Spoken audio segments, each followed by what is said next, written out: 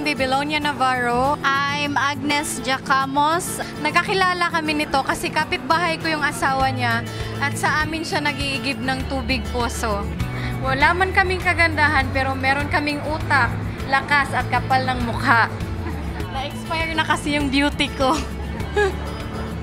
Kasi nasira kasi yung mukha ko simula nung nadisgrasya ako ng motor. Nasira din yung kinabukasan ko kasi doon ako kumukuha ng pang-aral ko. Meron pa akong 2 anak, tapos pangalawa na po yung asawa ko, wala pong trabaho. Gusto ko pong mabigyan yung magandang buhay yung mga anak ko dahil wala rin po akong pinag-aralan.